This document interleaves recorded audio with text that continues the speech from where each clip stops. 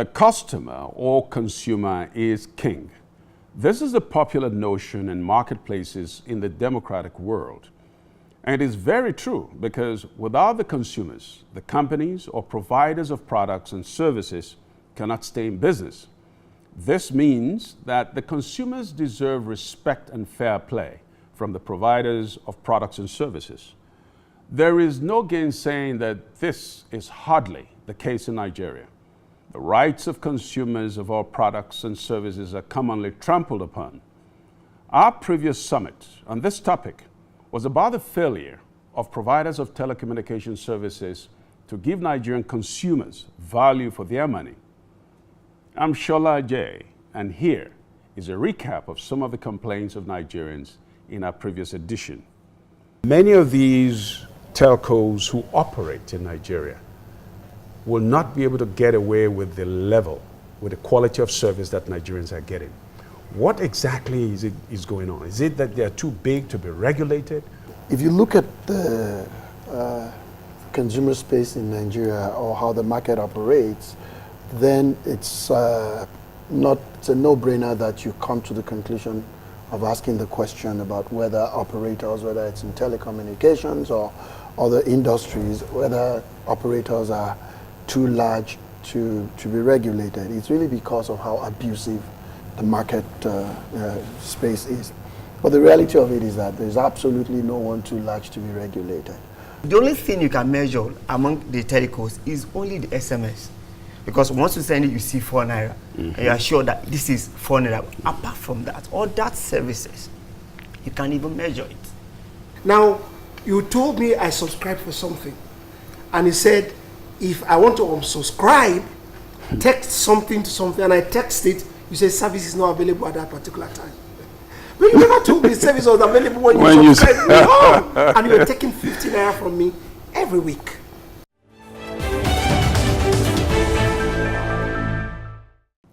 You're welcome once again. It became imperative to have a second summit on this topic because the regulator of the communications industry, the NCC, and the telcos were conspicuously absent in the first summit. This time, we have NCC's Director of Public Affairs to respond from his office to the public's complaint on poor regulation of the telcos. We could not get hold of any of the telcos, but we do have the interview of the head of the Association of Licensed Telecommunications Operators of Nigeria. Let's start with our guests in the studio, by the way. Bishop Osman Bakare is a clergyman. Thank you. And there's no better person to tell us about your experiences with Nigerian telephony. We also have with us a young aspirant who we hope or is hoping to be Nigeria's next president. Absolutely. Emmanuel Etienne. Thank you for having me. And we also have another young CEO who's had series of bad experiences with Nigerian telephony. And that's Onyeme Kehia, correct? Yeah. Wilcox. Thank you, sir. That is many syllables. Welcome to the show. Thank you. We just want to talk generally because regardless as to what anyone says, whereas many people say that most of the experiences that Nigerians have with telephony cannot be replicated in other countries because things cannot be allowed to work in those other countries, especially South Africa, if we want to name one of the countries where the telecom operator literally came from. What are your experiences? Let's start with you, Bishop Bakare. Well, when the GSM revolution came in, everybody was very happy. We never had it before. So as we began to go, we found out that we are seeing things we are not used to in other parts of the world.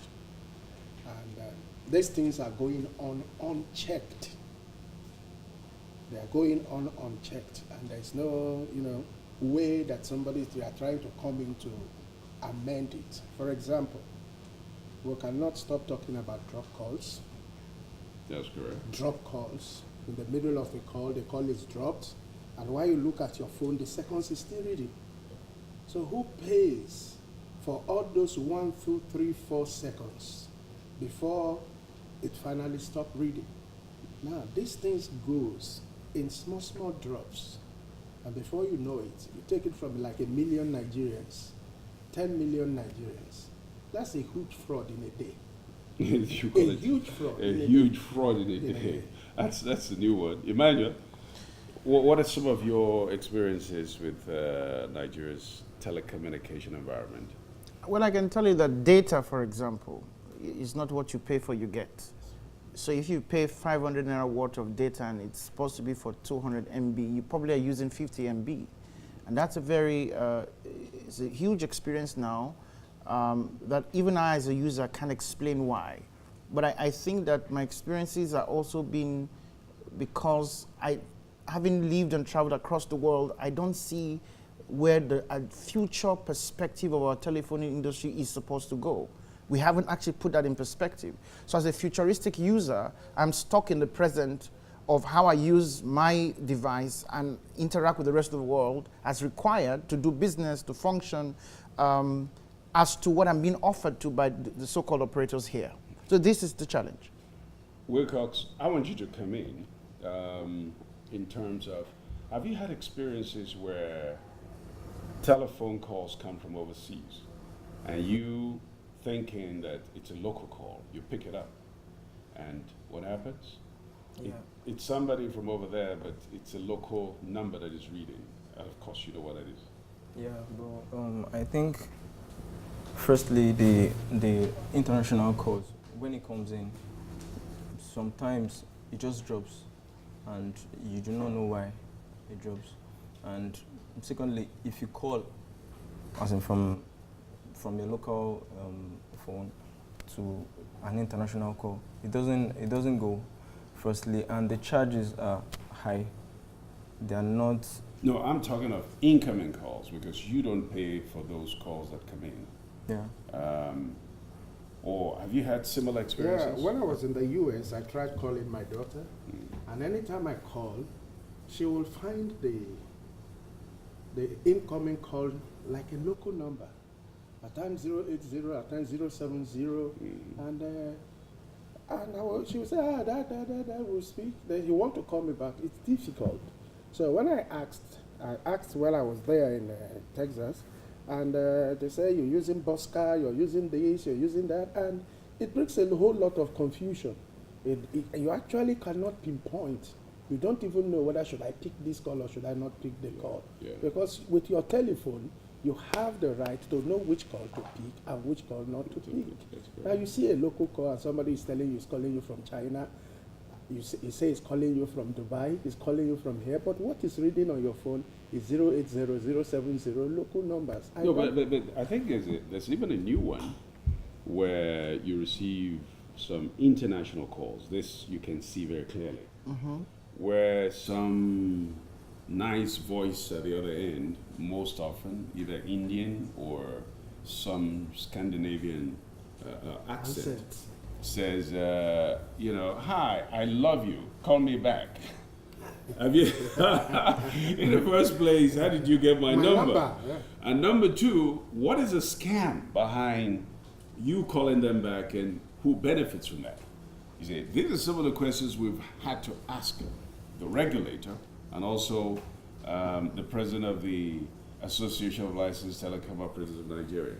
You see, but one is even more inquisitive about is whenever you have a lot of these, when you request that those charges be rescinded, literally you need it to be reimbursed. What are your experiences? Let me start by saying there's no policy, consumer protection policy around reimbursement or the cost of failure of service provision. And that's why I went back to what is the futuristic perspective of our telephone industry or all industries as it were.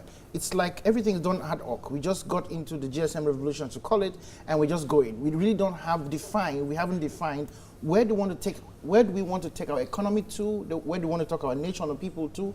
And the reason I'm saying that is, if we have such a roadmap, then it is easier for whether regulators or even those who have invested in that sector to know exactly how they are investing in the technology and the asset to get there.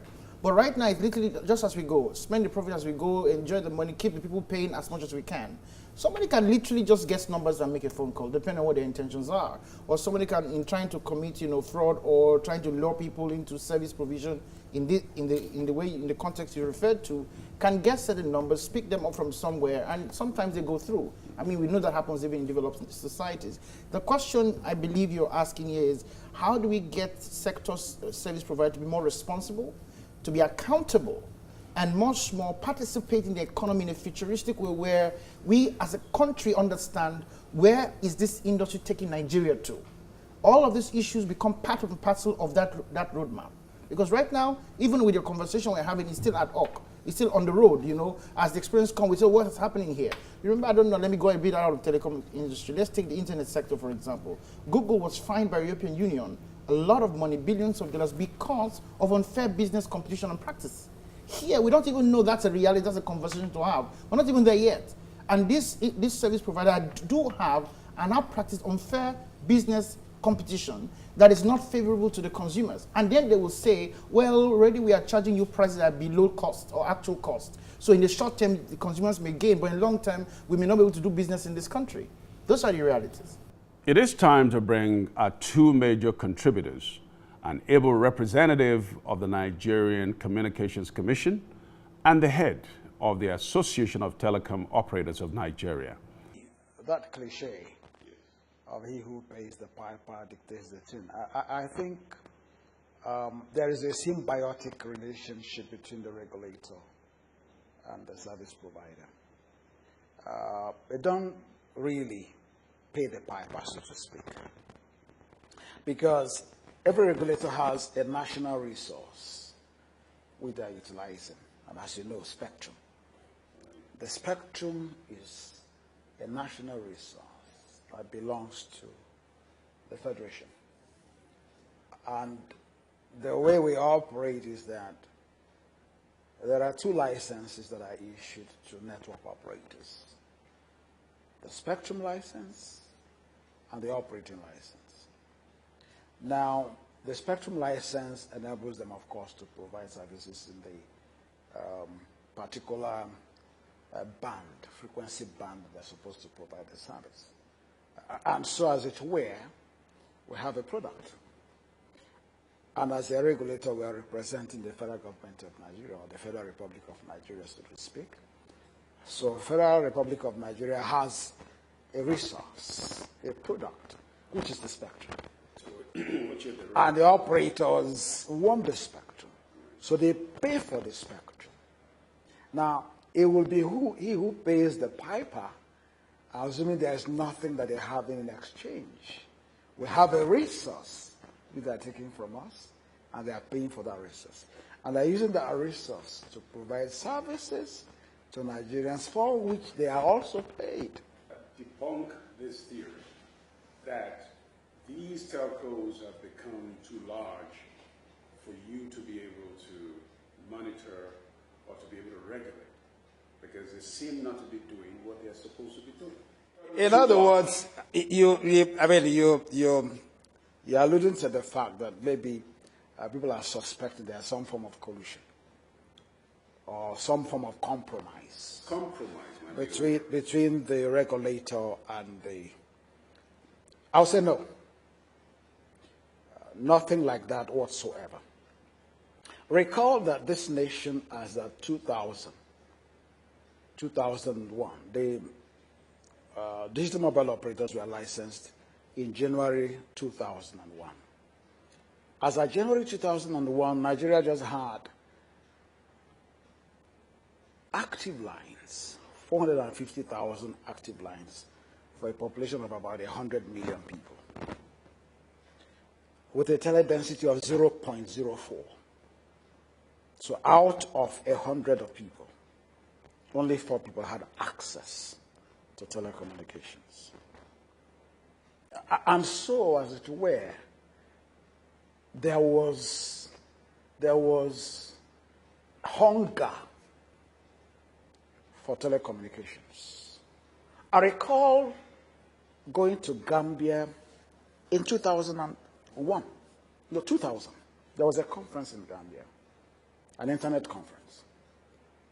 And I saw a Nigerian in Gambia at the time, a photographer, who came to cover the events. And they had a cell phone. And I said, we're just talking amongst ourselves, Nigerians who went for that conference. When are we going to be able to have this kind of service? And I engaged him and I was asking some questions. How much did you pay for this phone? And he said it was maybe an equivalent of 10,000 naira at the time. I said, really? Now, fast forward to January 2001, just maybe about 9 months after that. Digital mobile operators were licensed in Nigeria. Now, the initial projection at that time was for 500,000 lines within a year. That was what the kind of feasibility study, that is the kind of thing that was thrown out, in their business case. But within 5 months, 6 months, they were already hitting 500,000 lines, each of those networks. By the end of the year, they were having like 1 million lines. So there was pent-up demand for telecommunication service at the time. Now, and then we began to see gradual uptake of lines by consumers. Now, as we speak today, we have about 162 million active lines. So when you begin to look at this, where we are today, I'm talking about issues of quality of service. That is not what it's supposed to be. Now, as of 2001, when the service providers got these licenses, now, it was believed that within 5 to 10 years, the power situation will have improved. That wouldn't be contending with the same kind of things we are contending with as of 2001. A study was carried out by the National Assembly when the issues of quality of service became quite prevalent. And they initiated a study, got consultants, and got stakeholders. It was actually a public hearing with a view to ascertaining what is actually behind this issue of quality of service. At the end of that public hearing, the finding by consultants who came and made a presentation was that 70% of the issues of quality of service can be traced to power. Well, you just brought in something. Yes. My other question was, is it that these networks are not reinvesting? There is a concern, there is a thought out there that most of them are not reinvesting in their infrastructure. Well, you just brought it in. Yes. Expand on that. It can go like this. As at the time these mobile operators were licensed in 2001, the thinking in the commission then was that some of these monies that were paid for these licenses will have been put into development of infrastructure. But those monies were shared between the 3 tiers of government: the federal, the state, and the local governments. There was about 800 and something million dollars. So it was just another source of income. It was just an source of income for the government. Now we had an incumbent there, NITEL. As at the time these operators were licensed, NITEL was at the point of being sold. And so NITEL was not really expanding, and they had limited infrastructure at the time. So the networks now began to roll out network infrastructure. organizations like MTN, how they call Yellow Band and all of that. Now, in most clients where you have had liberalization and you had an incumbent, what would happen when you license those kinds of service providers would be for them to leverage the existing infrastructure and deploy fast services. But of course, then we had challenge with E1s. NITEL wouldn't give out E1s because NITEL saw these people as competitors. I recall there was a particular meeting that was called when we had this issue and complaints from service providers that they were being denied access by the incumbent. They were not provided. Can you explain to the public what E1s are? Now, E1s are, that's the technical name for just links or transmission. Being able to take services to the last mile. Some kind of infrastructure, that will provide a link, for the service providers to get to the subscriber in their homes. But of course, those things were not provided. So you had this slow uptake at that time. The deployment of infrastructure was very slow at the time. However, today, what should we say is the reason behind the poor quality of service? There are two sides to it. There's the technical and there's the non-technical. Now, I will start from the non-technical. The non-technical will include things like inability of networks to get right-of-ways for them to put infrastructure on ground, multiple taxation.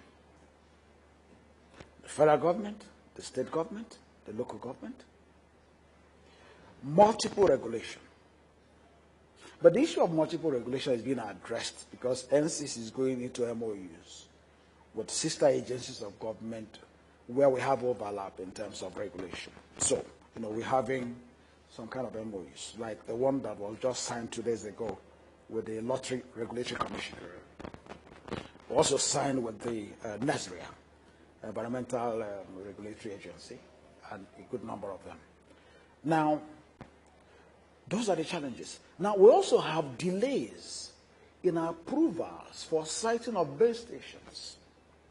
For instance, in FCT, there hasn't been any approval for any new base station in the past 5 years. So all you're simply saying Yes. is that most of those faults cannot be attributed to just the telcos, but there are some. I'm just coming. I would let you know the areas where we are holding the telcos accountable. We're holding the telcos accountable in such areas as not taking in additional subscribers when the capacity to provide those kinds of services are not available. As an industry, we're always in the firing line between the NCC and the CPC. I appeared on national television about 2 weeks ago, and I was on the other side of the panel with the chairman or the DG of the CPC. And he spoke quite strongly for the consumers. And I think that the more we continue to have this kind of conversation, the better for all of us. Nobody likes to be in a situation where you're asked to explain some cause of action that either you don't have an explanation for or is not deliberate on your side. So I think the more we continue to have this conversation, the better for all of us, both for us as an industry, as service providers, the Consumer Protection Council, and also the NCC. The fact is that the consumers are the reasons why we're in business. So no one would like to treat its consumer very badly. But if you don't know about the problem, you can't solve the problem. So I think the more operators and providers are engaged with resolving these issues, the better for the consumers, and I think also the better for the industry. If you are called to question, normally, naturally, you would like to do better. So the assurance for the public is that there is no operator that is out to cheat on subscribers. There is no operator that will willingly extort money from people without providing the service. there are system issues, there are policy issues. These are things that we will continue to address on a continuous basis. And the other side of it is that because telecommunication is personalized service, so any impact, anything that you feel, anything that happens that is not in your interest, you immediately feel the impact. Whether it is 1 hour deduction, whether it is a drop call, whether it's non-availability to site, because it is a personalized service, it is so personal to people, and people feel it. It's like almost like the water we drink. If it's not available, you immediately know it's not available. So we are aware about this role as an industry, and we will continue to do the best that we can, not only to give the best in class service, but to give quality of service and to give service that are affordable to the public, because we are not unaware about our role as a major driver of the national economy. On the issue of quality of service compared with other jurisdictions, I must say that the Nigerian telecom sector operates within the same ecosystem of other social services in Nigeria. In essence, we operate within the socio-economic framework, we operate within the same infrastructure limitation like every other sector. And so when we would like to compare like for like, we need to compare quality of services as offered in this environment relative to available public infrastructure, as against also quality of services provided in those other jurisdictions relative to available public infrastructure. We have spoken several times about the problems of power. We are not unaware that today all the telecom sites, most of all the sites, are supported by private generators. A lot of the major hubs are powered by standalone generators. Alternative energy sources have been considered in a few cases, such as solar energy, wind energy, and the rest of them. But that is so because there is no available public infrastructure. And when you don't have public power supply available to this site, it's susceptible to a lot of things. You provide 2 generators back to back, other than the high cost of running those services. Availability is also another problem. And also because of our security problems. In some cases, it is difficult to access telecom sites, even to refuel the generators. So when you have cases of access, difficulty in access, whether due to security of personnel, or due to security of equipment, or due to problem due to locals who are not allowing you access to your site to refuel, due to one demand or another, it makes availability difficult, even where you have the resources. And so when we are comparing ourselves with other jurisdictions where these things are taken for granted, we also need to measure that against the availability of public infrastructure. I will give you an example. If you have failure along Lagos-Ibadan Express Road at 7 p.m. at night, and or Abuja-Kaduna Express Road at 9 p.m. at night, or just Akwangba Road at 8 p.m. at night, or Biniore Express Road at 7 p.m. at night, you hardly can send men to go and work on those sites because of security, because of their safety. And it's like that in many parts of the country. So if you have failure at that time, you could see at your hub that you have failure on those locations. You may need to send personnel to visit the site, maybe due to replacement of one hardware or another. But because of their safety, you can't send them to the next morning.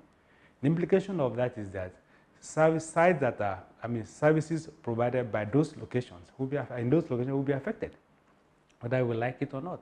So that's one. Then the issue of willful damage of infrastructure. A number of telecom service providers' infrastructure are damaged willfully by people, whether due to demand for payment, demand for levy, demand for anything form of things. Even in some cases, government agents go to local telecommunication sites. When these things happen, it impacts on the quality of services. It impacts on the end user experience. And that's why we say that when we are comparing quality of service in our environment with other environments, we must take it holistically. Consider it relative to other available support services that powers the infrastructure. So we cannot take it in isolation. I had said something the other day.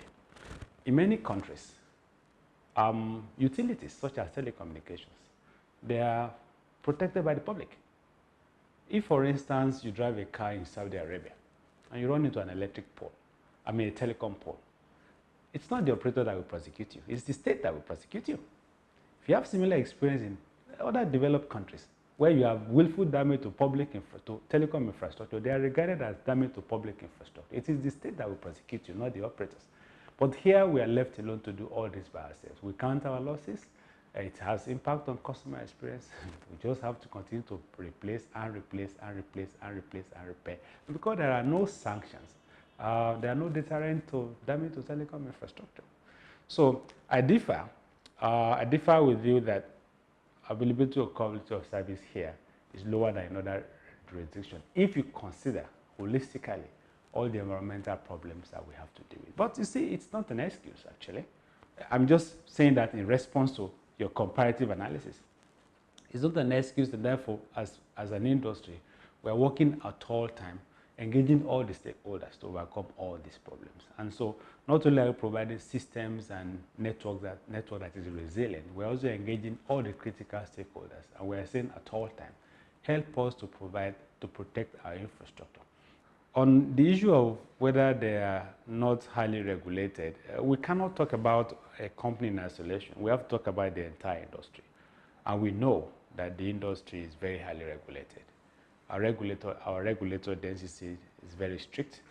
They are very clear on how they are regulating the industry. They are unambiguous in their regulatory authority.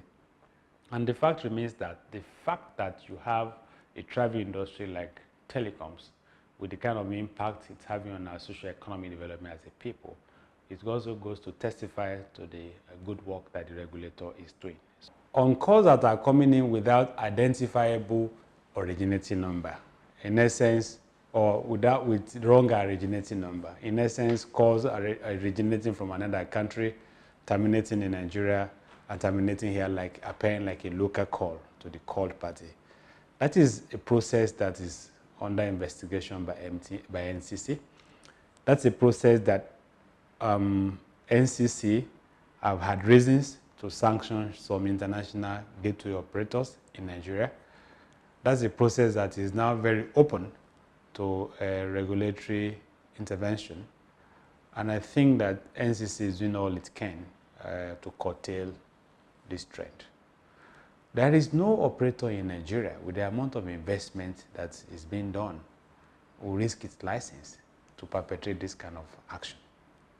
And so, what has encouraged the gray market, which is now this market that you describe as illegal market, is the problem of terminating rates. NCC has set a minimum terminating rate, and some players, some international players, have found it cheaper sending calls through some kind of internet protocol in an attempt to terminate calls at cheaper rates on some networks here. But no operator will open itself to doing that kind of thing because the risk to license or the risk to regulatory sanction is quite high. The commitment is that the confirmation is that NCC is working on it. As an industry, we are committed to working with NCC to ensure that this problem is kept behind us. And given the nature of telecommunications today, some of these problems are technology driven. They are products of technology. They are things that are created by technology. But we are aware about it as an industry. NCC is aware about it. We are committed to working with the regulator to eliminate this trend. So I will say to that it's work in progress. Would you take this woman to be your lawful wedded wife? Yes, I do. Would you take this man to be your lawful wedded husband? Yes, I do.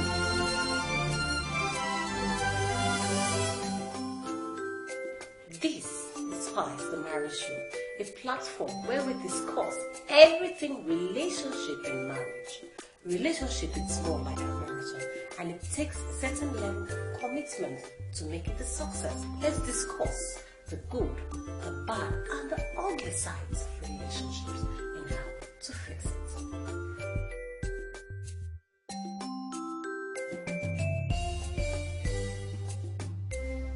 Spice the Marriage Show with Regina Dokbesi, inspired by Inspirator. Showing on AIT every Tuesday at 11 p.m.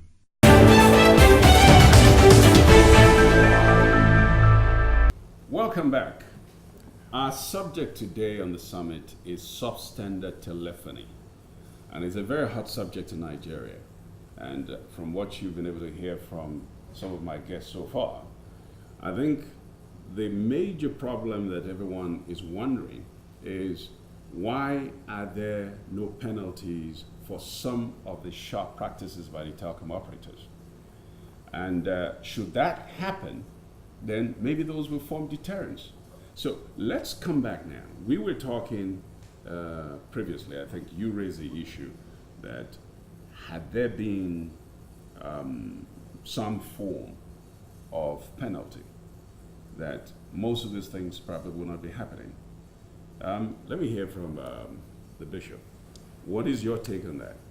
Well, my take on this is that we live in a society or a nation where, sorry to say, corruption is everywhere. And I don't know who pays who, because you don't have to be woken up to do your job. Once you know that somebody is being defrauded and you sit on a regulating board, you don't need to be told. You've had one or two complaints. You have enabling laws to the extent that you have them. Then you take, what they call it, you take, you assert your authority by doing what you know. It's the needful. But somebody wait for one person to try to maybe talk to you at the back, do this, then you look the other way, and everything keep going on that way. We find out that we get ourselves in the same bus stop. Sorry?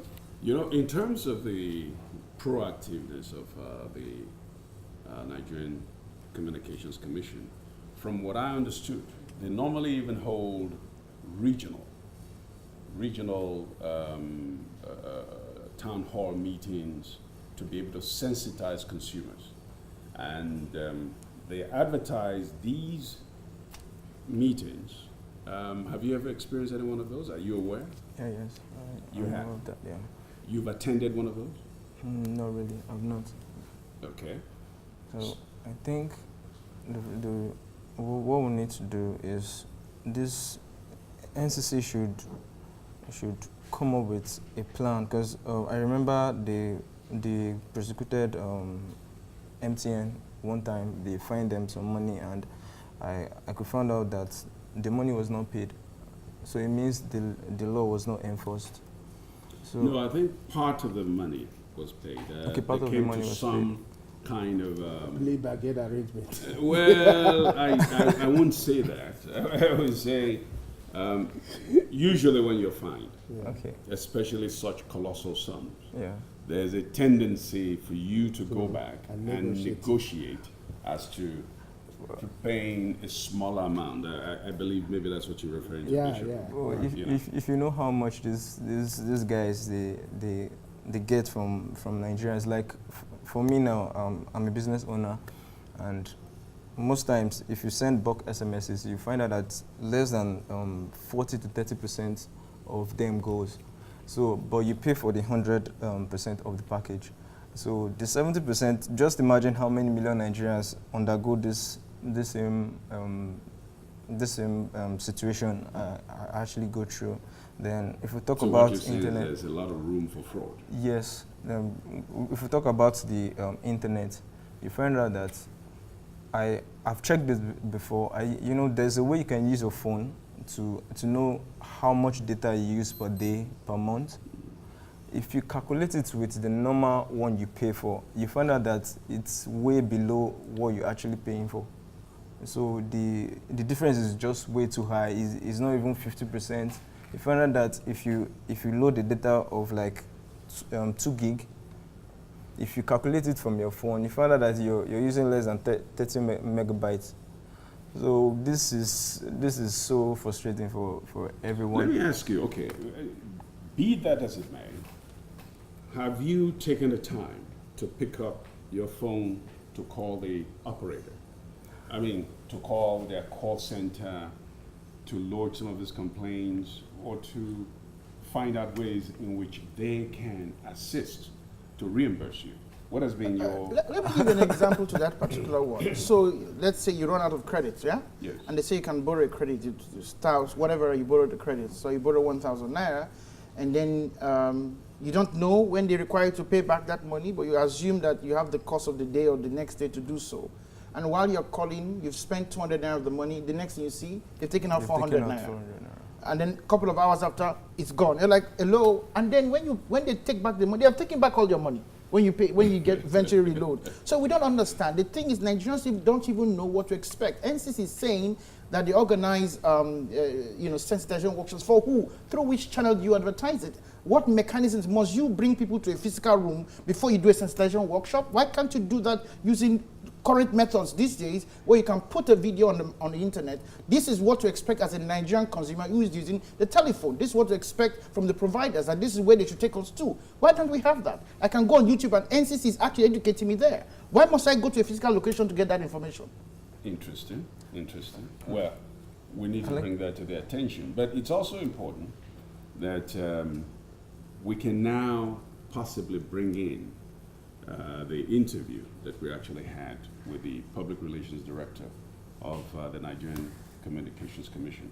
So I think I will invite that video now so that you will get a chance to see. I think he answered a lot of these comments. He had answers to a lot of the comments that you have all made. So we hope that can educate us a little bit about some of the challenges in the industry when we get back. Would you take this woman to be your lawful wedded wife? Yes, I do.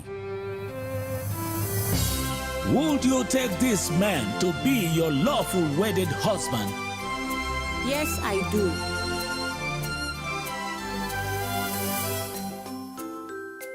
This is Spice the Marriage Show, a platform where we discuss everything relationship and marriage. Relationship is more like a marathon, and it takes a certain level of commitment to make it a success. Let's discuss the good, the bad, and the ugly sides of relationships and how to fix it.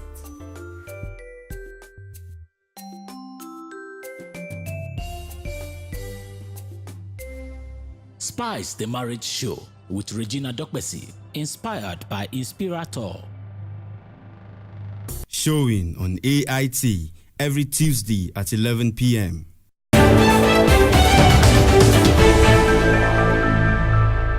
Welcome back to this summit. We were literally talking about some of the terrible experiences of consumers when it comes to telephone services in Nigeria, and the inability of these telcos to compensate either adequately or even at all.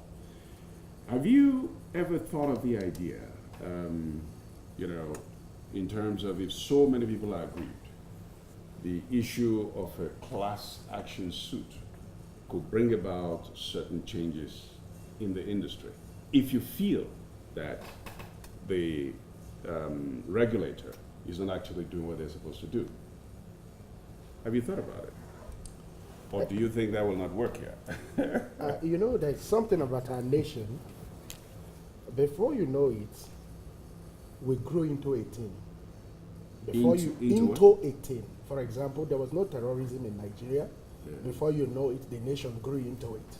Now people are getting aggrieved. Yeah. A time is going to come that we're going to begin to see, I have the right to do this. We have the right to do that, as in suing them. You understand what I'm saying? Right. And before you know it, it's going to come. And when it comes, it's going to be everywhere. So the issue is people are aggrieved right now. People are aggrieved. For example, I stay in my house, I get a collar tone I didn't solicit for. And before you know it, my 20 naira is gone. In 1 month, 18 naira is gone. Well, a lot of those color tones are very vexatious, Yeah. 18 naira. And look, mine is the fact that I don't mind the color tones, but some of the ugliest music you can ever imagine are those that I hear on my phone. I don't know about the rest of you. I don't even know what plays on my phone except somebody called and said, "What's that music?" I said, "There's a music? What music is it?" And then I have to use somebody else to call myself to hear the music. And then the question is, okay, there's a good music, but who is paying for that music? How do I stop it from playing? I don't have that information or that capacity, you see?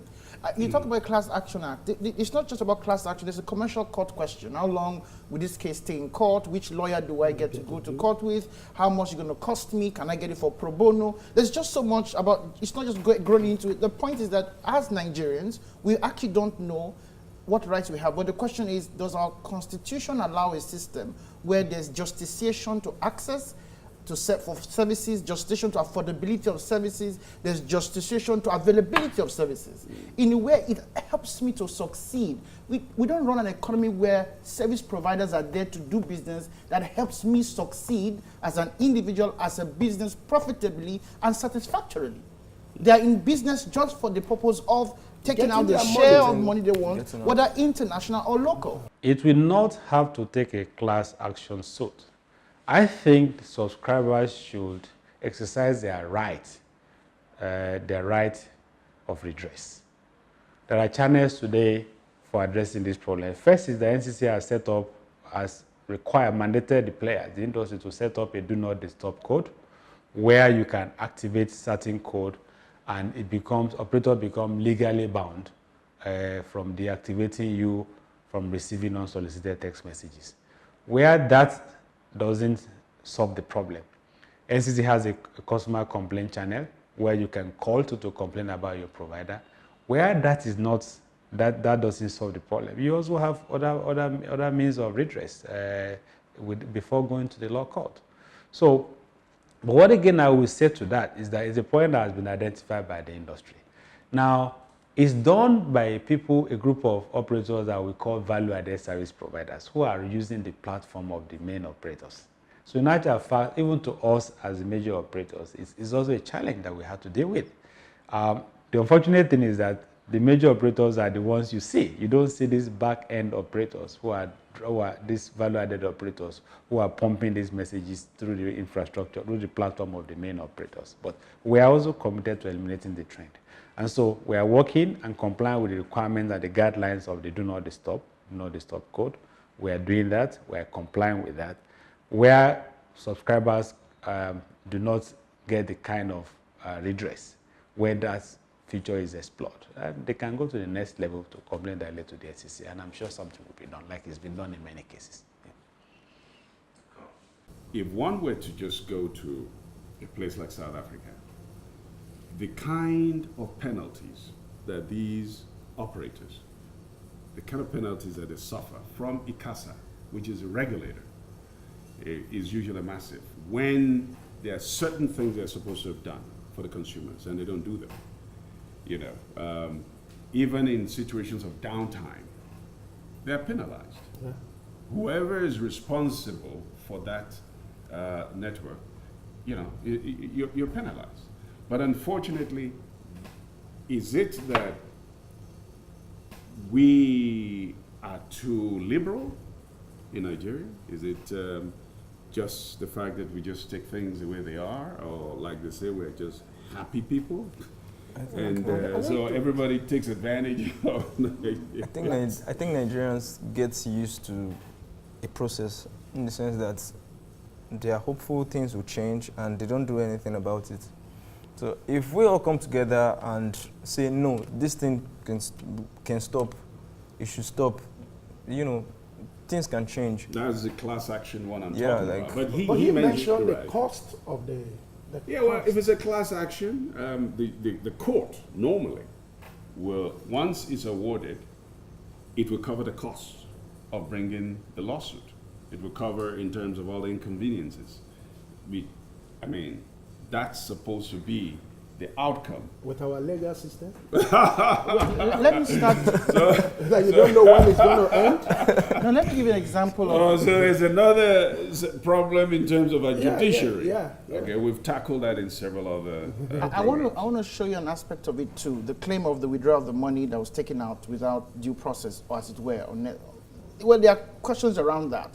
What they signed as an agreement when they were coming to the country, how much of that, what percentage of that money they should be able to take out. And there are claims that because of what has happened in the last 2 weeks, our stock market has lost over 400 billion naira. That's the claim.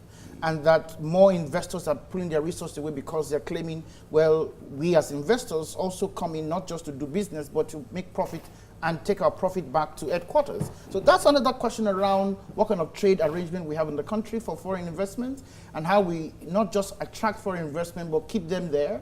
But are we building local capacity to take over the economy or to do business at the standard where we are globally competitive?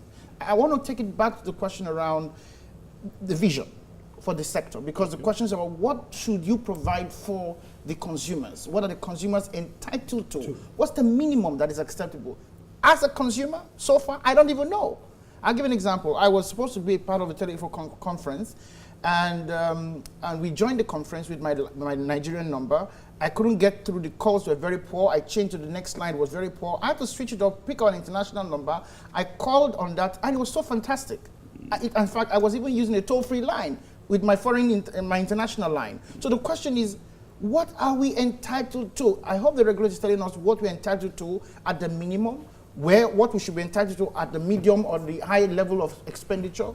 It's just not acceptable that we're just mugging around as citizens, not knowing what we should do or not do at any point in time. So literally, policing the industry is far, far more critical. Accountability for the industry. I will not call it policing more, monitoring, assessing, and ensuring that it's a standard that you live up to operate by. No, but you have to police it first. You see what I'm saying? There is another regulatory arm of the Nigerian government, which is the Consumer Protection Council. Yeah. At least we've had their DG on our program a couple of times. And they are just as mad about all the different complaints and the types of services that they say that the various companies are not giving to the Nigerian consumers. So it's a situation, maybe the Consumer Protection Council can, together with a group of people, look at how to bring these telcos in line. But shouldn't it start with me knowing the Consumer Protection Council? Yes, but you can't be more angry than you can't be. How do you say? You can't be more Catholic than the Pope. Yeah, you can't be more angry than the consumer. I, as the consumer, need to know first what I'm entitled to. So your anger should be a reflection or a product of my anger. You can't be more angry. But they're going to tell you that they do a lot of things to educate you on your rights. No, I don't accept the means of education. So you say I don't accept that. The traditional way of education. We want to tell Nigerians that the Telecom regulator, Nigerian Communications Commission, is doing all it can to ensure that Nigerians get value for money for the services that is being provided by the operators. And that, of course, we are not ignorant of the challenges that the consumers are going through. But all of these will be work in progress. We are addressing them one after the other. We have provided the 2442, which is Do Not Disturb, DND, to stop unsolicited messages. Consumers can dial send stop, S-T-O-P, to 2442, and that stops unsolicited messages. We have also provided another platform, our contact center, which is 2622, so that any consumer who is not getting a redress from the service provider can call NCC on 622, and we guarantee you that NCC is going to attend to those problems.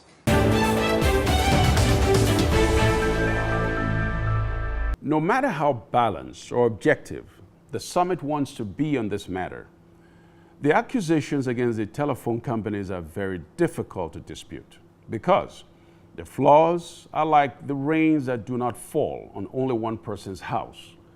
The irregularities affect every single Nigerian that uses a GSM phone. If it shall ever get to a court of law as a case, all Nigerians will appear as witnesses against the telephone companies. When a telephone company in the USA or UK or other societies violate a consumer's right, it is a given that a company makes one form of atonement or the other. So why is the Nigerian case different? The irregularities have gone on since the inception of GSM in Nigeria over 16 years ago. How much longer, therefore, Nigerian consumers begin to compare to their counterparts in the global village? The answer is in strict regulation of the providers by NCC. except there are commensurate repercussions for violating rights of Nigerian consumers. The abuse will continue. I'm Shola Ajay. Bye for now. For any position. Really? No, not now. Not now. Maybe after I've done my